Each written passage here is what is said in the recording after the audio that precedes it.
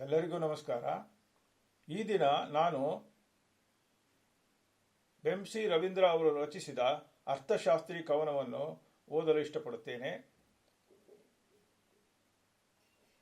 ಅರ್ಥದೊಳಗರ್ಥವ ಶೋಧಿಸಿ ಅರ್ಥ ಜಗದ ಜಂಗೀ ಕುಸ್ತಿಯ ಅರ್ಥವ ಬಿಡಿಸಿ ಮಾನ್ಯ ಸಾಮಾನ್ಯನ ಬದುಕಿಗೆ ಅರ್ಥ ಕೊಟ್ಟೆ. ವಿಶ್ವ ವ್ಯಾಪಾರಾರ್ಥ, ವಿಶ್ವಾಸಾರ್ಥ, ವಿಶ್ವಾರ್ಥ, ಭಾವಾರ್ಥ, ಧ್ವನ್ಯಾರ್ಥಗಳ ಮರ್ಮಾರ್ಥಕ ಅಕ್ಷರ ಕೊಟ್ಟೆ. ಆರ್ಥಿಕ ಚಿಂತನೆಯ ಅಂಗಳ ಬಿಡಿಸಿಕೊಟ್ಟೆ. ಗೋಳಾರ್ಥವ ತಿರುಗಿಸುತ್ತಾ ಅರ್ಧ ಗೋಳವ ಸೃಜಿಸಿಕೊಟ್ಟೆ.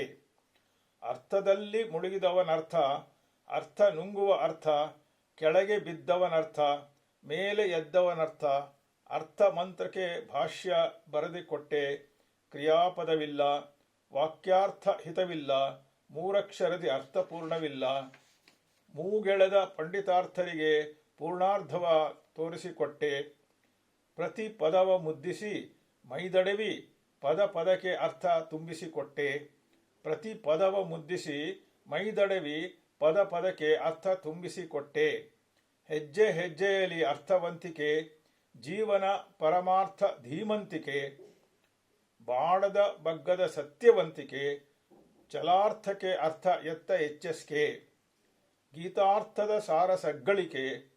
ಎಚ್ಚೆಸ್ಕೆ ಅರ್ಥೈಸಿದ್ದು ಮನಕರ್ಥವಾದದ್ದು ಬಾಳಿಗರ್ಥವು ಎಂದು, ಅರ್ಥಕ್ಕೆ ಬಾಳಲ್ಲವೆಂದು, ಅರ್ಥಕ್ಕೆ ಅರ್ಥ ಕಟ್ಟುವ ಎಚ್ಚೆಸ್ಕೆ, ಅರ್ಥಕ್ಕೆ ಕಟ್ಟು ಬೀಳದೆ ಬದುಕಿರುತ್ತಿರುವುದೇ ಹೆಗ್ಗಳಿಕೆ. ಅರ್ಥ ಹುಡುಕುವುದಕ್ಕೆ ನಮಗೆ ಹಚ್ಚಿ ಅರ್ಥವತ್ತಾಗಿ ನಗುವುದೇ ಎಚ್ಚೆಸ್ಕೆ. ಧನ್ಯವಾದಗಳು.